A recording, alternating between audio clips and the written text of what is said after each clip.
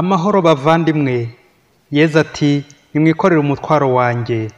Dore amasomo tugiye kuzirikanaho kuri wa kane tariki 16 Nyakanga 2020. Isomo rya mbere ryo mu gitabo cy'umuhanuzi Izayi, umutwe wa 26 umurongo wa 7 kugeza ku wa 9 n'umurongo wa 12 umurongo wa 16 kugeza ku wa 19. Zaburi ni 102. Ivanjili yanditswe na Matayo umutwe wa 11 umurongo wa 28 kugeza ku wa 30. Nyagasani Yezu nabane namwe. Amagambo mu Ivanjili ntagatifu uko yanditswe na Matayo. Muri icyo gihe Yezu aravuga ati, nimungane mwese abarushye n'abaremerewe, nge nzabaruhura.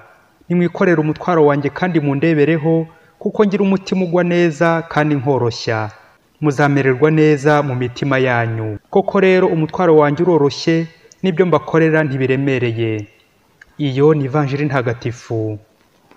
Bana b'Imana, amasomo y'uyu munsi aradufasha kuzirikana ku ijambo umutwaro. Turazirikana ku bwoko bubiri bw'imitwaro: umutwaro nk'igihano bagukorera n'umutwaro wa Yezu nk'igihembo cyangwa ikiruhuko. Abanyaroma bari bazi kurwana ku buryo bigaruriraga amahanga menshi, ndetse no mu gihe cya Yezu n'Abaromani bari bari ku butegetsi muri Isiraheli bakabakandamiza. Mu bihano bikomeye Abanyaroma bahaga abacakara n'abatsinzwe, mbese nk'abagome n'ibisambo, hari harimo kubabamba ku musaraba, nguwo umutwaro w'umusaraba. Ariko hari n'ikindi gihano cyangwa undi mutwaro wo kubohwa, aribyo bita mu Kilatini subjugum, suloju, mbese ni nko munsi y'umutwaro, bakuboshye nta buhumekero, kugupfundikira, gukuremereza kugira ngo bakumvishe. Muri Bibiliya Yezu agaragaza ubwoko bw'umutwaro abafarisayo n'abigisha amategeko bakoreraga rubanda. Amategeko n'imiziririzo by'igitugu nta miyaga bashyiragamo, mbese bagakora ku buryo amategeko aremerera umuryango w'Imana, kandi bo ntibanakozeho n'urutoki rwabo. Ngiyi impamvu Yezu abonye ubushikamirwe n'iyi mitwaro iremereye akagira impuhwe. We akifuza kudohora atari ukuregeza ku mategeko y'Imana, ahubwo kuyaha umurongo, aho kuba umuzigo cyangwa umutwaro nk'igihano, ahubwo amategeko y'Imana akaba umurongo mwiza wo kwegera Imana no kuruhuka, kuko amategeko afasha abantu kwitwara neza, kugira discipline nk'umwigishwa mwiza ugomba kuyoboka umwigisha we mukuru Yezu. Nibwo Yezu mu Ivanjili agize ati, nimungane mwese abarushye n'abaremerewe, nge nzabaruhura. Mbega byiza! Ngaho nawe muvandimwe, tekereza wari subjugum ku ngoyi, warushikamiwe n'abategetsi, wari uri nko mu buroko woheshejwe iminyururu cyangwa amapingu, nta bwinyegamburiro ufite. Ukumva hari umuntu ukurembuje ashaka kugufungura, wabyishimira? Wakwifuza kongera kurara mu buroko? Yezu ati, nimwikorere umutwaro wanjye kandi mundebereho. Babyeyi, ntawe utakwishimira kubohoka, gufungurwa, koroherwa. Imvugo niyo ngiro kwa Yezu. Agira umutima ugwa neza kandi ukoroshya. Twumvise mu isomo rya mbere umuryango w'Imana ahungiye kuri Uhoraho ukabona ibisubizo, bati Uhoraho ni wowe uduha amahoro, ukadusohoreza ibyo dukora byose. Mu mibabaro yacu twarakwirukiye, igihe uduhannye turagutakambira. Amen. Bavandimwe, ngubu ubuhamya bw'abahungira ku Mana mu gihe cy'amakuba, ibibazo, ubukene, intimba, agahinda, inzara, imiruho, ukumva ko nta handi waruhukira usibye ku Mana. Yezu ni karuhura, aruhura abarwayi, indushyi, imbabare, abashavuye, abatishoboye, abananiwe.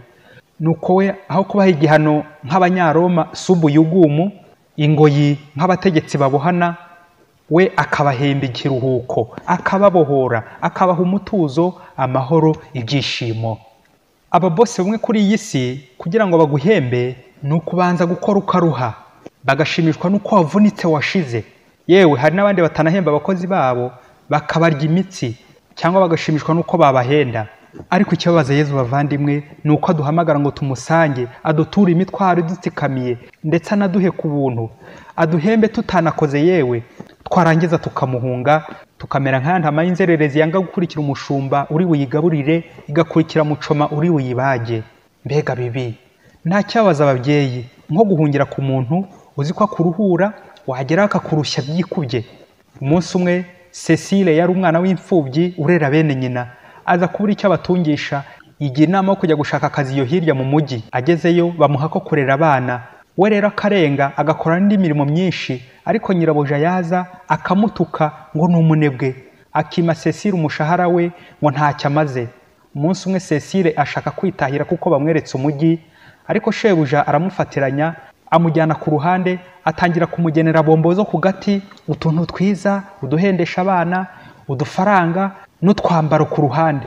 Ariko shebuja amubuza kubivuga ngo yazamwica. Nuko rero mu minsi mike Cecile atangira guciraguza. Nibwo nyirabuja amwirukanye. Cecile se ntibyarangiye asubiye iwabo ari babiri kandi yaragiye mu mujyi ari umwe. Patro, uracyahemba abakozi bawe? Ubahemba iki? Ubahemba umuruho nka ruriya rugo? Ruhemba imfubyi Cecile umuruho? Guhemba n'aba bakozi ukabafatiranya ukabarushya aho kubaruhura nk'umubyeyi bahungiyeho. Ye baba we, nguyu umuzigo ugeretse ku wundi, aho wari ugiye gushaka umugati bakaguha uburozi, wari ugiye gushaka indezo y'abana wageraho bakagutera inda, umwana akiyongera ku bandi kandi ntibazagufashe kumurera. Ye baba we, uzi kwirukira umuntu ukamushakaho ubuhungiro ngo agiye kuguhisha, akaba ari guhururiza bakaza bakagufata. Uzi kwirukira umuvandimwe ufite ibibazo n'agahinda, uzi ko agiye gukomora, wagera agakomeka akagutera umuroho nk'uw'imisaraba 10.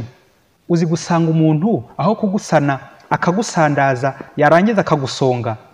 Ni bya bindi bya rwa rubanza rw'umwana na bosi, ati naje wawe nambaye nkugezeho unyambika ubusa, naje nshonje aho kungaburira unyambura n'agatike kari kunsubiza iwacu.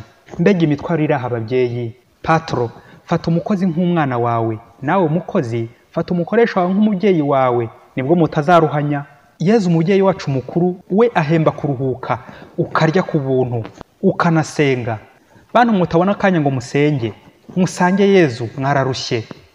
Bantu mwirirwa mu mirimo, akazi, mugakora gatuna mbwene, kandi ntibanabashime, bakanabahemba bagononwa. Mwanataha mugataha mwabaye nk'ibyatsi kubera umunaniro.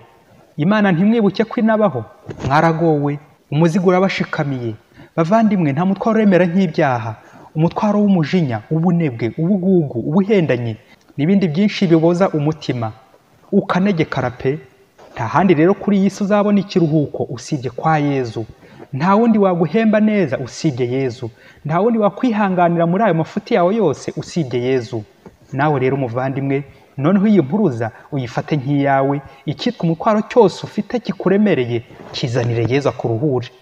Padiri Masumbuko Ladislas wa Diocese ya Cyangugu.